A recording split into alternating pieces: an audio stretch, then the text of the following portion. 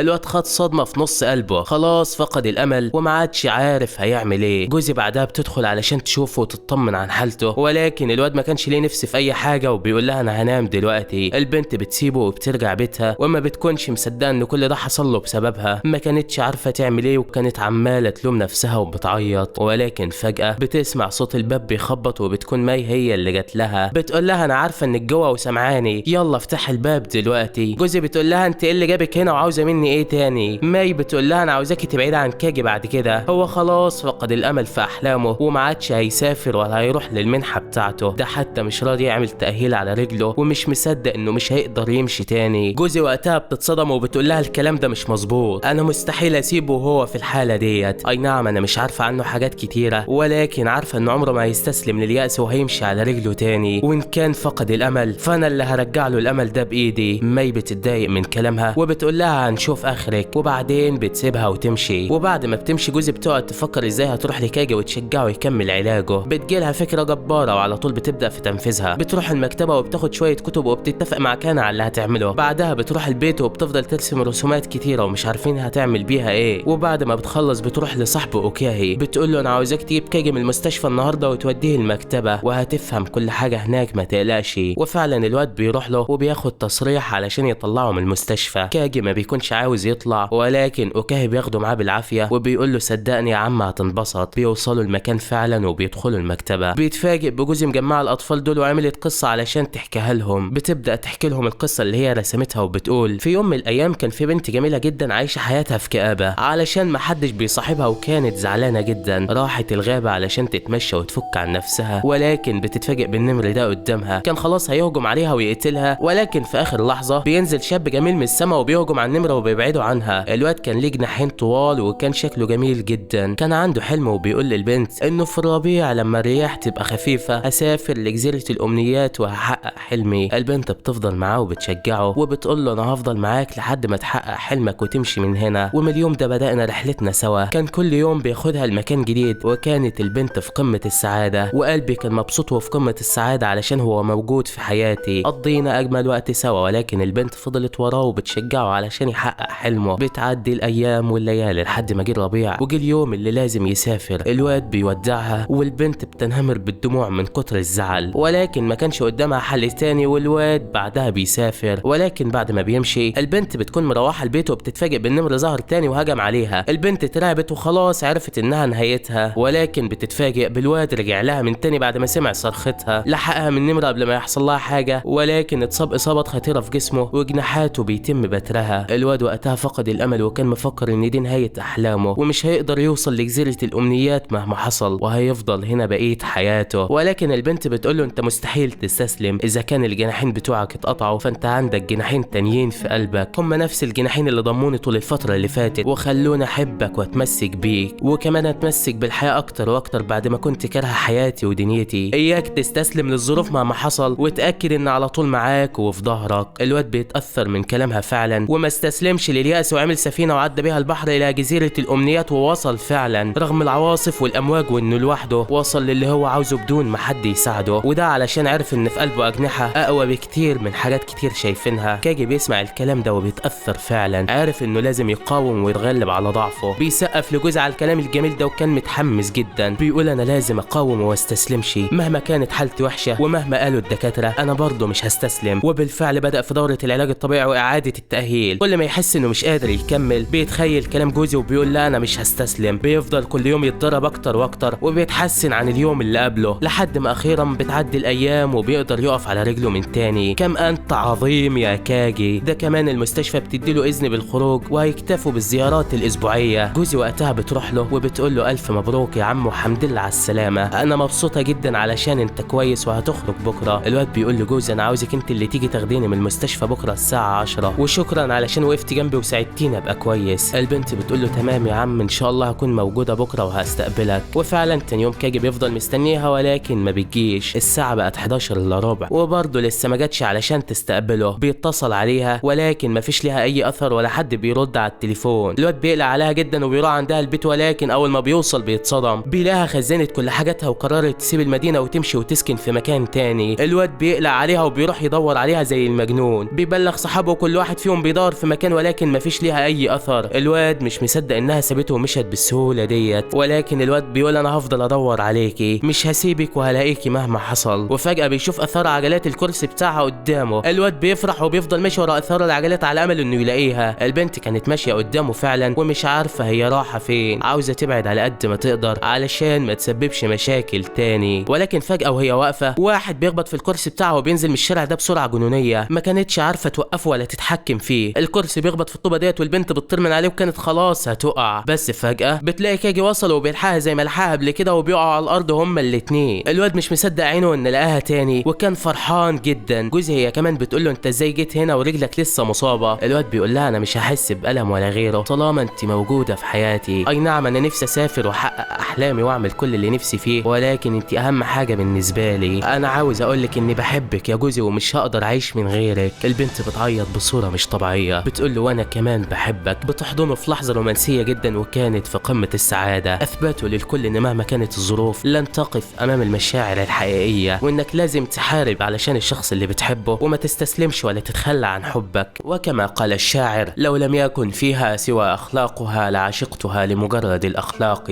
لكن ما زاد الاله جلالها نورا كنور الشمس في الافاق، فعلت على عرش النساء لانها فاقتهم حسنا على الاطلاق. ومن هنا بينتهي الفيلم بتاعنا. لو عجبك ما تنساش اللايك وتشترك في القناه وتكتب لي في التعليقات ايه الفيلم اللي عاوزنا نلخصه المره الجايه. وبس كده يا عم، استودعكم الله الذي لا تضيع ودائعه، ودمتم في امان الله.